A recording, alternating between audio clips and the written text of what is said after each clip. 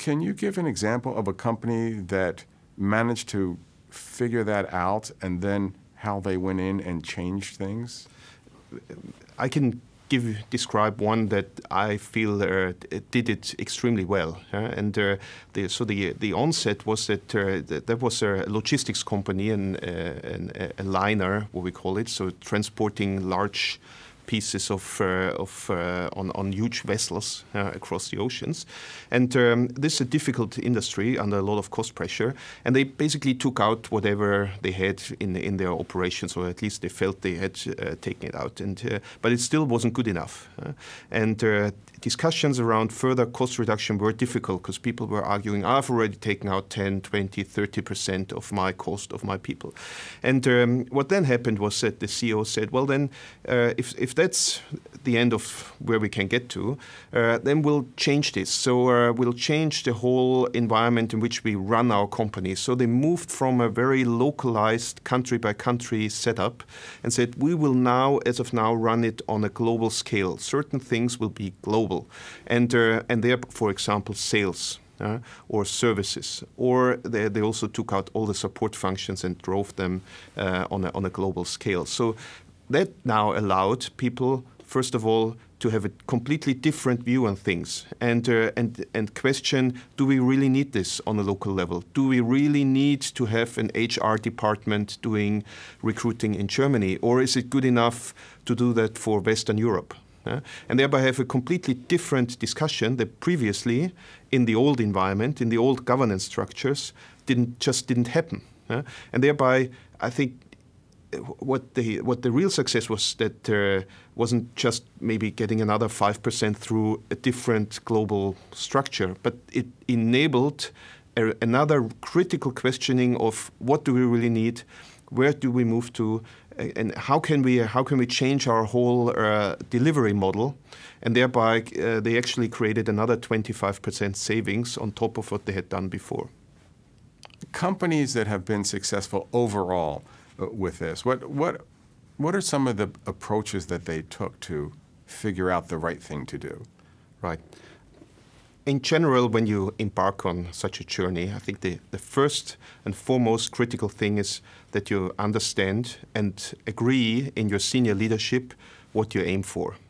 Is this another, let's say, 5% cost takeout, keeping everything where it is, or are we talking about a radical transformation and thereby changing not only what's happening in the support functions, but also indirectly what's happening in the whole business.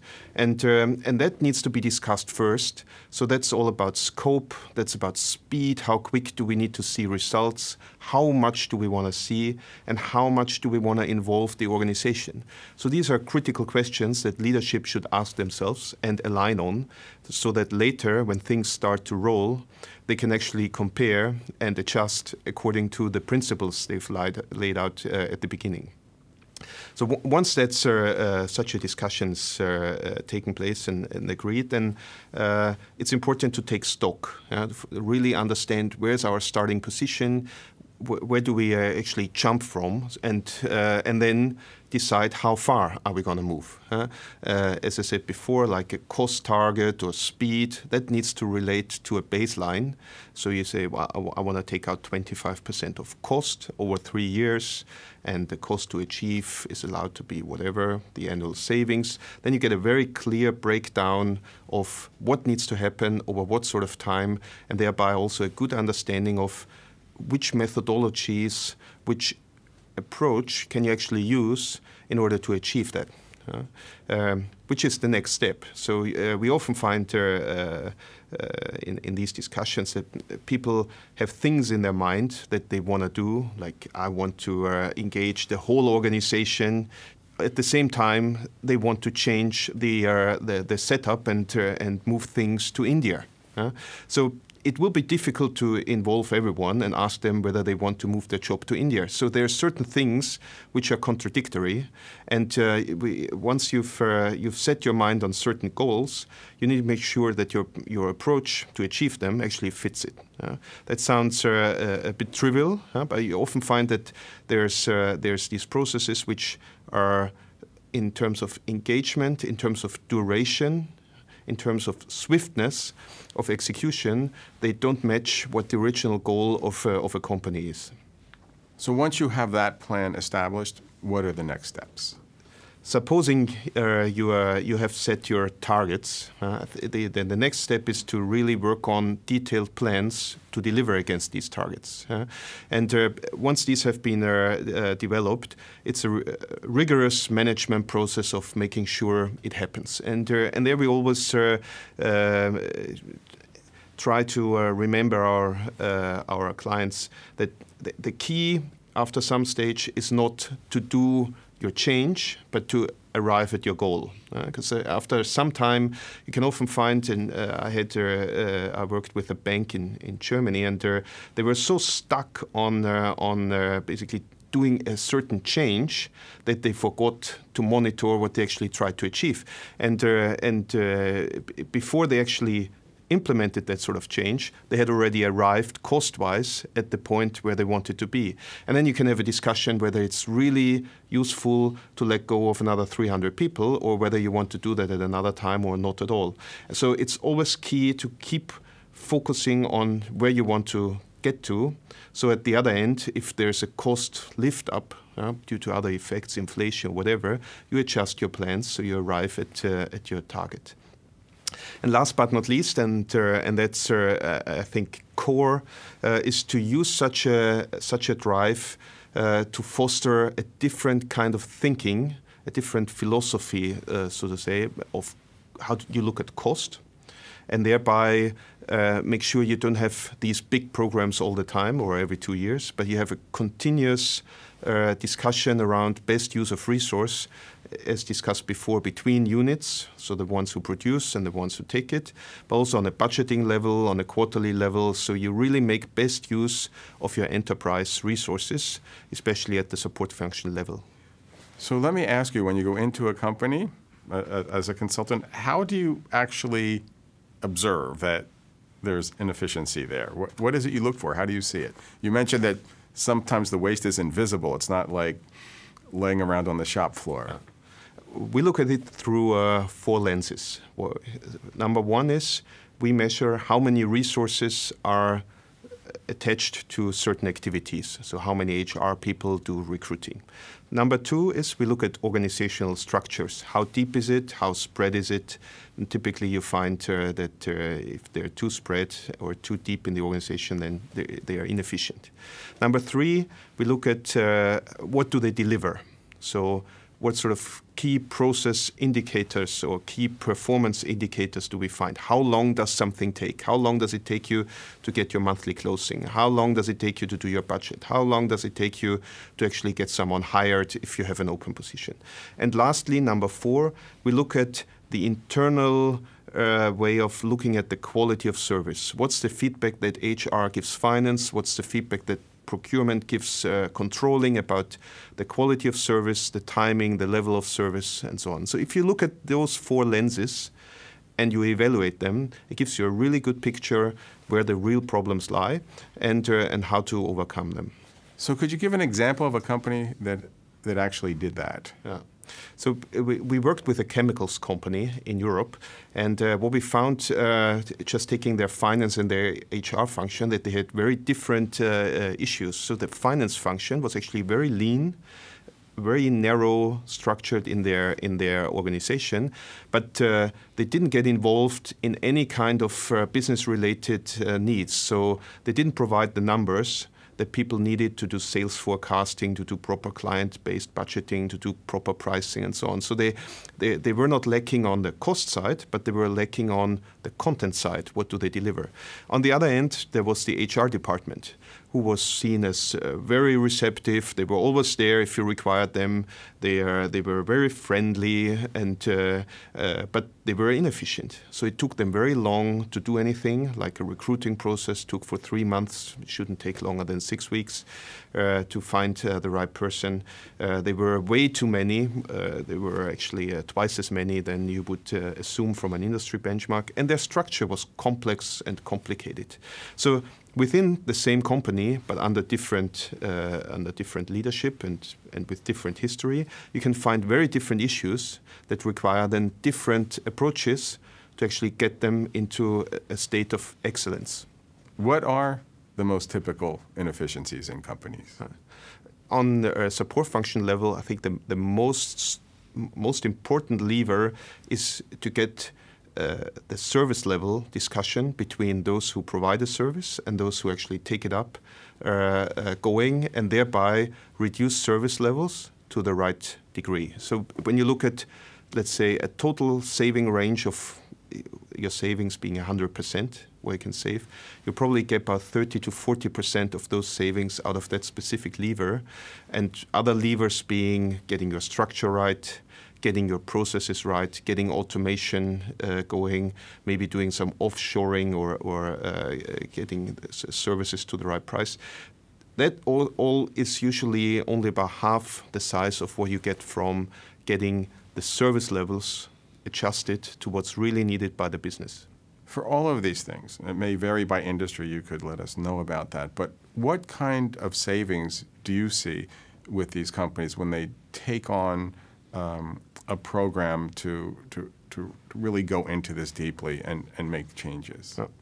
Well, we typically, I think our average program would yield a saving of about 25 to 30%. That's on the one hand not being too radical, but on the other hand also being worthwhile to actually engage on a discussion whether things need to change, or should we just take out, for example, 5%, then you often see people just changing minor bits, not really questioning themselves, just doing a little bit on the fringes and trying to get everything through the door as previously. So 25 to 30% on the cost side. And in addition, I think the biggest side effect is that you get a different culture of discussing things, and thereby quicker decisions, much quicker decisions, so cut decision time by half, for example, and a lot of better understanding of what the other person is actually doing. So how do we provide real support as a support function to the business instead of being a bureaucratic burden on someone? And so there's a lot of indirect benefits from a process where you engage the organization, not just the support function, but also the units that work with those support functions so that they interact and develop a new way of working. So you have a one-time reduction in costs, which may continue throughout the years, but you've also set up a situation where maybe some of those inefficiencies that crept in, those layers of complexity, are less likely to creep back in the future. Exactly. So what you try to do, and we will, all being human beings, will never fully succeed, is to reduce the level of the old problems coming back, and that's so structures becoming more complex, governance becoming more complex, people just being added on, and thereby creating complex processes and information flows. So all of this being trimmed down to an acceptable level. Keeping in mind that for many companies, cost is important, but cost is only a means to actually achieve revenues. So they're in a business that might be growing, that might be expanding, you might acquire things. So it's important to look at cost and these support functions, but it's important to look at them in a way not only as a cost center, but in a way of enabling the other functions to deliver their best. What do you find top leaders, the top team, struggles with the most as they approach a program of cost-cutting like this? Well, in my observation, the biggest issue that we find is that there's little alignment on the actual goals that such a program is having. So the real underlying issues that you try to address, they're often pasted over by we need to save 20%, and then people trying to push their own agenda indirectly by saying this is in scope, this is out of scope, we have to do this, we have to do that, but it only comes out over time. So misalignment or not existing alignment at the beginning, I think is the biggest issue that we observe to hinder these on a senior management level. And the second one that's key for such a program to succeed is then to engage over time and not to declare victory when you've basically only started to see how it could work. So I think the really sticking with it, supporting your people, pushing them, but also then a pat on the back where it's required and helpful is extremely extremely helpful and powerful in order to make such a program a success. The companies that get it right, what is it that they do differently? What's their approach? When you get into a company who is performing well, I think we see two elements. One is typically a really open arena to discuss core issues on a senior level. So they discuss. That doesn't mean that this is basic democracy and everyone can then raise their hand and they take a vote. They can still have a very hierarchical decision process, but there's an open discussion to get the real issues out and then align on it, and then everyone pulls on the same side of the rope into the same direction. So that's number one. And number two is to actually bring that down one level deeper into the organization, or 3 levels, where people between various functions interact. So to get them to align on what they want to achieve rather than on what they are doing. So a goal-oriented thinking process, goal-oriented and solution-oriented, rather than I need to deliver step 1, 2, 3, 4, and then I hand it over. That makes a difference between a well-functioning company and one that's struggling. In your work, you've found a way to link this cost efficiency drive to shareholder value. I'm curious about that. Can you tell us about that? Indeed. What we saw when we looked at it by industry in various countries, there's a clear correlation between a 3-year total shareholder return and the change of the SG&A cost for sales, general and admin, so which comes close to our support function definition. And there's a bit of the question of the chicken and the egg. Is it good companies also have good support functions, or is it good support functions creating good companies? But what we believe in is there's certainly a correlation between being good and having good support functions. So whatever position you're in, aim for good support functions, and it will help you drive the rest of the company and thereby also the total shareholder return.